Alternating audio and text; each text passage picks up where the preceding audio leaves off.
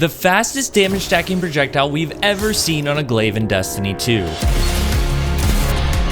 Unexpected Resurgence, the new Trials of Osiris glaive brings ad clear options for PvE and one-shot tricks for PvP. At first glance, it may not have the perks you're looking for, but in this video, I'm going to show you how to line up the stats to create the most consistent glaive in the game. Unexpected Resurgence is an adaptive glaive. It deals 130.94 shot, and at 66.67 RPM, it sits right between the slower firing Judgment of Kel'Garath aggressive glaive and the new Greasy Luck rapid fire glaive from the Ghosts of the Deep dungeon. I'll show my cards up front. I went from not interested at all to very interested really fast with Unexpected Resurgence. The name fits. At first, I was bummed that this glaive was not the new rapid fire glaive, as it would have been perfect for the crucible with the fast 0.73 second double projectile shots. But instead, we got an adaptive frame. We already have Void, Solar, and Arc adaptive frame glaives, and so Unexpected Resurgence has a steep hill to climb in order to have a place at all, especially if we're being asked to grind Trials of Osiris for it. That said, I am pleasantly surprised. Hopefully as surprised as you are at how good this Legolas Flash Destiny content is and you decide to subscribe. But for real though, this glaive is so much easier to use than any other glaive we have in the game. If you've used glaives, you know it can feel so terrible trying to connect those shots, but this glaive can make it feel easy. It's not just me saying that either. My Trials partner PERK, who I've been watching destroy people with glaives since their introduction to Witch Queen, didn't have any interest in this adaptive glaive either, but within his first few minutes with Unexpected Resurgence, he said out loud, "Oh, this thing is good." So let's dive into why that is. Unexpected Resurgence is the definition of a stat monster. It is literally just better in every single stat category compared to the other adaptive glaives. 5 more range and 5 more shield duration than Enigma, 16 more handling, 5 more reload speed, 2 more aim assist, and 1 more airborne effectiveness than Lubre's Ruin.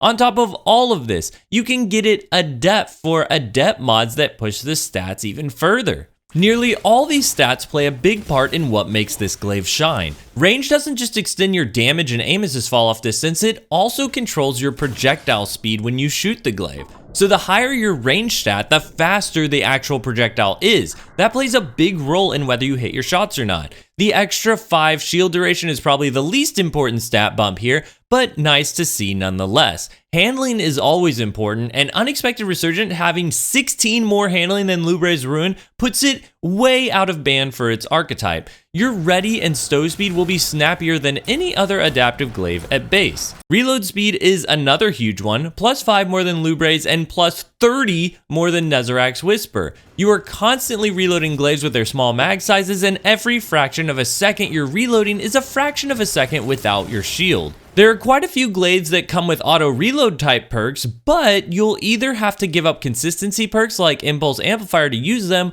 or give up on reload activated damage like Kill Clip, or in this case, Volt Shot.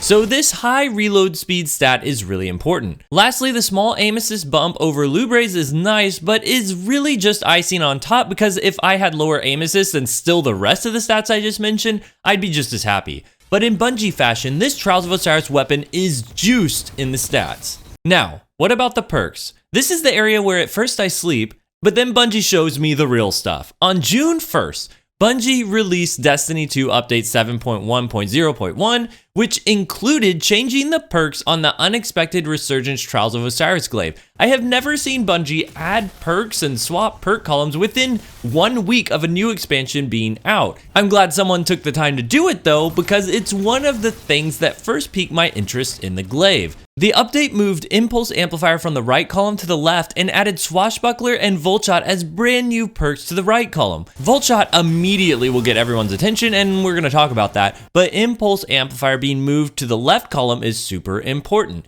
Impulse Amplifier gives a 35% increased projectile velocity to a weapon, and on glaives, it also gives 20 extra reload speed and a 0.85 times reload duration multiplier. As we talked about with the stats, both projectile speed and reload speed are super important here, so this perk is like gold on glaives. Moving it to the third column opens up the doors to damage perks in the fourth column that you wouldn't have been able to add if Impulse stayed there too. This is the problem with the Judgment of Kel'Grath aggressive glaive. The damage stacking perks on that one are really powerful, but you can't ever stack any of it with Impulse Amplifier, which is the perk that makes a glaive feel awesome. So for unexpected resurgence to get Impulse here in the third column is huge. And honestly, you can stop right there for the third column. I'll make the argument that aside from shot swap, none of these other perks even matter. Not even feeding frenzy. I'll get to that in a second, but let's start with shot swap. We already know for consistency, Impulse is going to be great for PvP. I mentioned shot swap too because there is a playstyle where you can get an elimination and then you've got 100 ready stow speed for your next engagement. That's great. But I just feel like without Impulse Amplifier, I'm not sure you're going to be getting those eliminations anyway, so I still lean on Impulse for PvP. Then in PvE, because you're probably going Volt Shot in the fourth column, you're going to want a faster reload, not an auto reload. Auto loading, subsistence, and replenishing Aegis won't proc Volt Shot for you, so those ones don't interest me unless I'm going for straight damage increases. Heads up, auto loading or subsistence will probably be your best bet if you do want to go this route, as replenishing Aegis is ridiculously slow. I don't understand why it's so slow at reloading. Tilting at windmills extra speed while blocking I've never found to be that useful, and Thresh is such a tiny super increase, I'm not sure it's worth it. I actually have a roll with Thresh and Volt Shot, and I'm going to delete it and use my Impulse Amplifier Volt Shot roll over it because Thresh just did not make any real difference. It's just a 1 to 1.5% super increase depending on if you're PvP or PvE, very small numbers, even when dealing with groups of enemies. Now, what about Feeding Frenzy? Okay, check out what it actually does and think about what you actually need. To get Volt Shot going, you get a kill, reload, and then take the next shot. Feeding Frenzy with just one kill only gives you +8 reload speed and a 0.975 times reload duration multiplier. Impulse Amplifier gives you 20 reload and 0.85 times reload duration multiplier.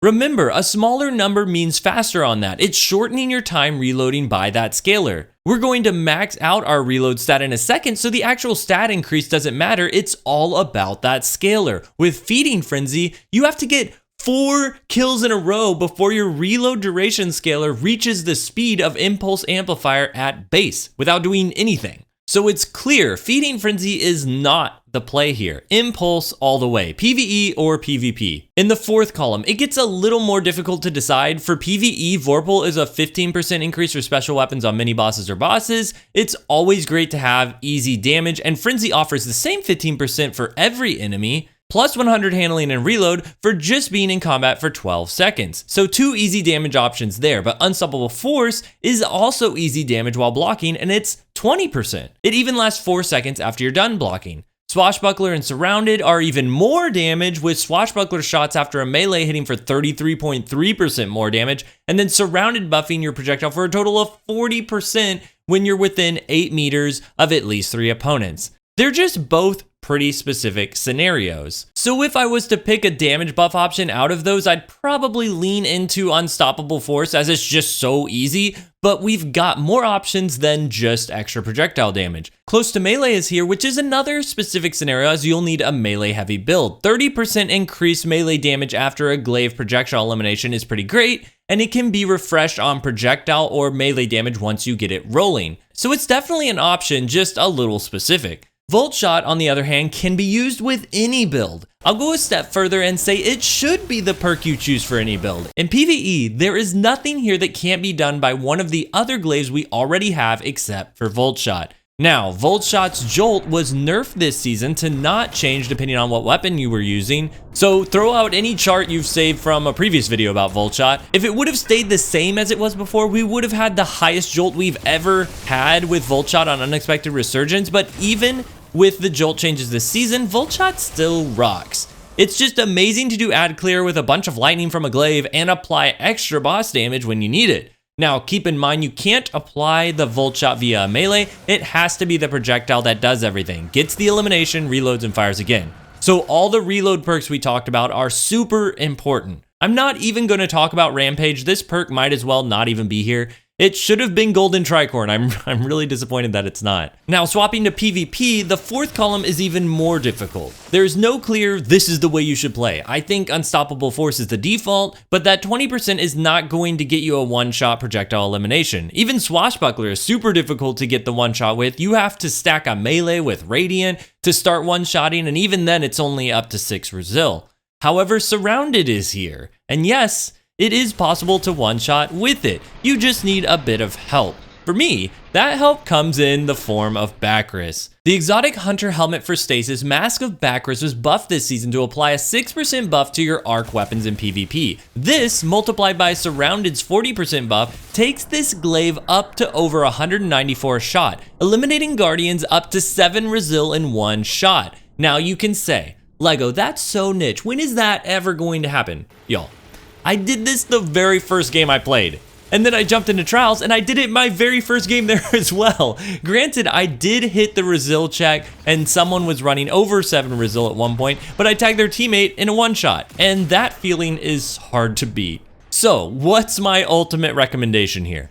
My PvE god roll for the Unexpected Resurgence would be a reload masterwork, low impedance windings for a mix of shield duration and reload speed, then light mag for the plus 10 reload speed and plus 5 range, impulse amplifier since it not only boosts our projectile velocity but also gives us plus 20 reload speed and a snappy 0.85 times duration multiplier on the reload, and then volt shot. That puts us at 100 reload speed with a deadly perk that needs it. As I mentioned earlier, Feeding Frenzy doesn't come close to the benefits of Impulse Amplifier. It's hard to imagine not wanting that combo, but the stats on the perks speak for themselves. Impulse Amplifier is just better. And yeah, Volt Shot is still great. Despite being nerfed to make Jolt from all weapons the same, the extra Jolt damage added into boss DPS phases or ad clearing is just awesome.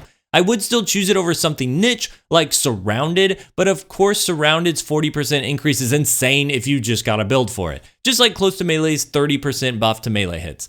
But for me, it's Volt Shot all the way. Unstoppable Force is here if you just want easy extra damage while blocking, but we've got other glaives that can already do that. Also, this PvE god roll does not hinge on being adept or non-adept. As with all things PvE, you get the adept, you're just going to throw adept big ones on it. But I wanted to mention that a minor spec could help you clear more red bar ads with Volt Shot. Since the Volt Shot nerf this season, I have seen the need for a bit of extra punch in the damage to really take out the lower tier mobs, and I think that will help sometimes depending on what activity you're playing. You should absolutely 100% take advantage of running this with an arc subclass this season, blinding explosions everywhere with the right fragment, and even more arc benefits within the artifact mods. Okay, my PvP god roll for Unexpected Resurgence would be a range masterwork, super cold accelerator for the plus 10 range, accurized rounds for 10 more range, impulse amplifier, and unstoppable force. Then I'd like to top it off with an adept range mod if you get the adept version, because that would bring you up from 90 range to 100 while maintaining a great stat spread. That 100 range with impulse amplifier is fast. Your shots go where you want them to,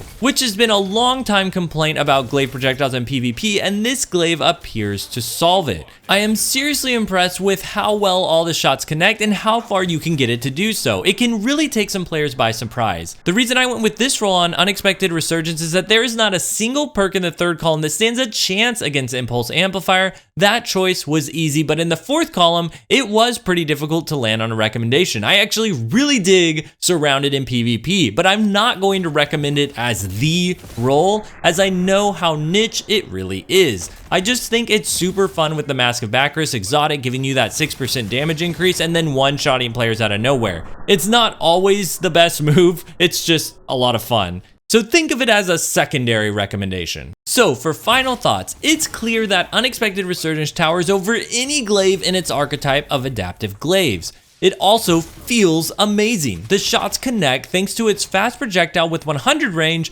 and impulse amplifier. The recommendation to grab one only gets tough when you start comparing it to the other archetypes. Adaptive glaives have a good pace to them, but their damage output was lowered after the release of Lightfall. I had several frustrating moments where I landed a shot on an opponent and then tried to melee and would still leave them with a sliver of health. That really did not feel right and forces you to lean completely into the projectile. Once you do that though, the new rapid fire glaive from the dungeon starts to looking pretty spicy with its faster double shots.